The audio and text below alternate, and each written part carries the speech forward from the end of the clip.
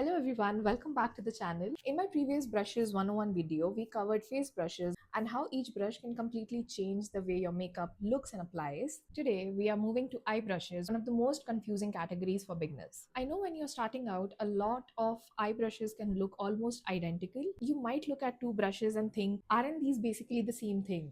But the truth is, even a small difference in a brush shape, size, or density can completely change how your eyeshadow is applied. So in this video, I'll be walking you through some of the eye brushes I personally use in my kit, what each brush is designed for, and how I like to use them. And remember, you don't need to own the same exact brushes that I do. What's more important is understanding the purpose of the brush and choosing a brush that works for your eye shape and eye size. So let's start with one of the most important eye brushes that you will ever own, blending brushes. Now, a lot of people think that a blending brush is just a blending brush, but that's not entirely true. Blending brushes comes in different sizes and choosing the right size can make a huge difference. For example, here I have a larger blending brush and a smaller blending brush. If you have larger eyes and more lid space to work with, you may prefer a larger blending brush because it covers more area and blends shadows much faster. On the other hand, if you have smaller eyes, hooded eyes, or you simply prefer more precision, a smaller blending brush can give you much more control over where your eyeshadow goes. This is the Mars E101 blending brush. Because it's smaller, it allows me to work in a more targeted area without taking the shadow too high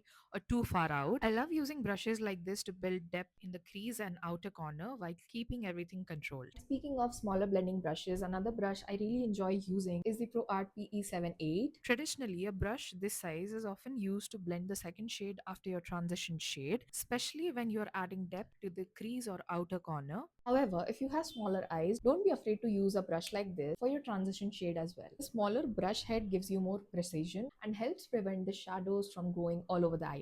In fact, on smaller eyes, I prefer to use a brush like this and apply the transition shade first, then clean it, and then go in with the deeper shade. Because the brush is smaller and more controlled, it helps concentrate the pigment exactly where you're putting. This allows you to, build the pigment gradually over time. If you have ever struggled with darker shadows looking muddy or taking over your entire eyelid, switching to a smaller blending brush is going to make a huge difference. Next, we have an eyeshadow packing brush. This is the Mars E103. One of the biggest mistake I have seen people doing is that they apply every eyeshadow with a blending brush. Different brushes are designed for different jobs, and this is a perfect example. I love using this brush for packing matte shadows, applying shimmer shadows, and working with cream shadows. Whenever I want the color to look rich, vibrant, and true to what I see in the pan, this is the type of brush I reach for. If you have ever wondered why your shimmer looks dull and why your lid color loses intensity, there's a good chance that you're using the wrong brush. Think of it this way. Blending brushes are meant to move and diffuse product, while packing brushes are meant to place and build product. Next, we have a detailing brush. This is the ProArt PE74. This is one of those brushes which may look small and insignificant, but it can make a huge difference in the final result of your eye makeup. Because the brush is small, dense, and has a rounded shape, it allows for very precise application. I personally love using it to smudge kohl along the lash line, smoke out the lower lash line, or add depth very close to the lashes without taking the shadows too far. One thing I especially like about this brush is that its dense bristles pick up and place the product where it is exactly needed.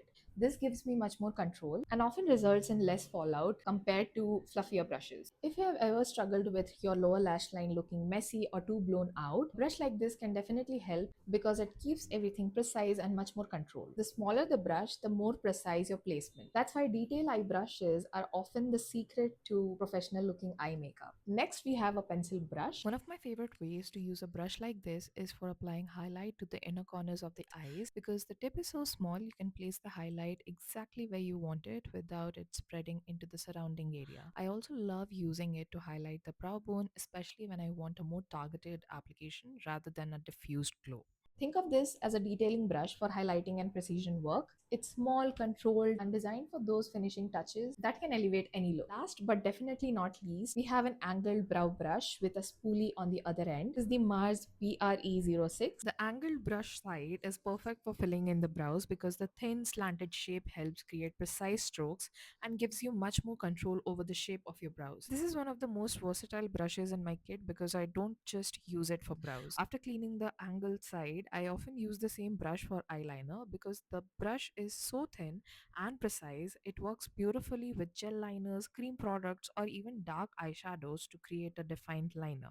This is a great example of why you don't need a separate brush for every single step. Sometimes a well-designed brush can perform multiple jobs. Before we wrap up, I just wanted to mention that some of these brushes featured in this video came as a part of brush sets I purchased, so they may not be available for purchase individually. For example, the bullet pencil brush, the eyeshadow packing brush, and the smaller blending brush from Mars were all part of the brush sets. However, don't worry if you can't find the exact brushes. What's more important is understanding the function and the shape of the brush. And for the brushes that are not available individually, I'll make sure to include the similar products and comparable alternatives in the description box below that performs just the same. I hope this video helped you understand what different eye brushes actually do and which ones you truly need. If you found this helpful, don't forget to like, subscribe, and let me know in the comments which makeup tool or brush category you would like me to break down next. I'll see you in the next one.